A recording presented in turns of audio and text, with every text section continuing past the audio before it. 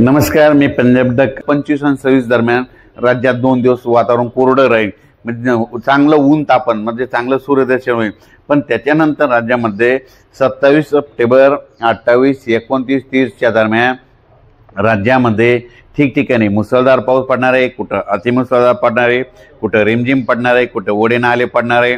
म्हणून हा अंदाज सर्व जनतेने लक्षात घ्यायचा. सगळ्यात महत्त्वाचं शेतकऱ्यांनी लक्षात घ्यायचा. नदीकाठच्या लोकांना सांगू इच्छितो की तुम्ही काय करा, ह्यामध्ये 27 ते 30 दरम्यान आपली जनावरे नदीच्या काठाला, नदीच्या तीरावर, नदीच्या काठावर बांधू नका. त्याच्यानंतर आपल्या पाईपलाईन असल्या तर आधीच बाजूला काढून ठेवा. कारण ह्या पावसामध्ये म्हणजे जे धरण येतं त्या धरण क्षेत्रामध्ये, त्या कॅचमेंट एरियामध्ये जास्त पाऊस पडल्यामुळं त्याच्यानंतर ह्या धरणाचा देखील पाणी सोडावं लागणार आहे. म्हणजे धरणात पाणी सोडल्याच्यानंतर जास्त जर फ्लो नदीमध्ये आला तर तुमचे जनावरं तुमच्या गावात पाणी शिरू शकतं. म्हणून ही तुम्ही अगोदरच काळजी घ्यावी. खूप दिवसापासून 27 तारखेला पाऊस येणार आहे म्हणून ही सांगत आहे. पण शेतकऱ्याचे परत असे फोन आलेत की हे पाऊस आता आमचं सोयाबीन करण्यासाठी कधी उघडणार आहे. तर राज्यातल्या शेतकऱ्याला सांगू इच्छितो की राज्यात 30 तारखेपासून ते 10 तारखेपर्यंत राज्यात हवामान कोरडं राहणार आहे. त्याच्यानंतर काय होईल, 30, 1, 2 तारखेला धुळी येईल. त्याच्यानंतर पाऊस देखील कमी होणार आहे. पण राज्यात मात्र 27, 28, 29 दरम्यान मुसळधार पाऊस पडणार आहे. म्हणून हा अंदाज सर्व शेतकऱ्यांनी लक्षात घ्यायचा. या पावसामध्ये विजेचं प्रमाण जास्त असल्यामुळे माझी शेतकऱ्याला विनंती आहे, तुम्ही काय करा, विजा कडकडत असताना झाडाखाली थांबू नका, आपली जनावरांकडे झाडाच्या खाली बांधू नका. राज्यात सर्व शेतकऱ्याला सांगू इच्छितो की हा पाऊस सांगू इच्छितो की कोणत्या भागात जास्त होणार आहे.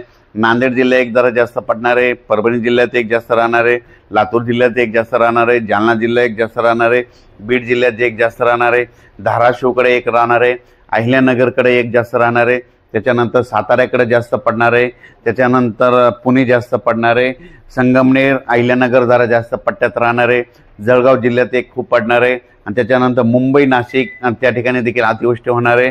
नंदुरबारकडे देखील आतापर्यंत पाऊस कमी पडलेला आहे, नंदुरबार जिल्ह्यात देखील खूप पाऊस पडणार आहे. म्हणून हा अंदाज लक्षात घ्यायचा. विदर्भ, पूर्व विदर्भ आणि पश्चिम विदर्भात देखील ज्या भागात अद्यापही पाऊस पडलेला नाही त्या भागात देखील आता ह्या पावसात शेवटचा पाऊस पडून जाणार आहे. म्हणून हा अंदाज सर्व विदर्भ, पश्चिम विदर्भातल्या शेतकऱ्यांनी हा अंदाज लक्षात घ्यायचा.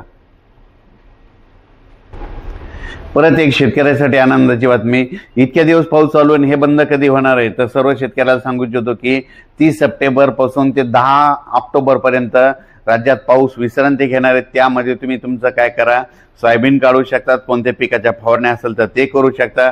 म्हणून हा अंदाज लक्षात घ्यायचा.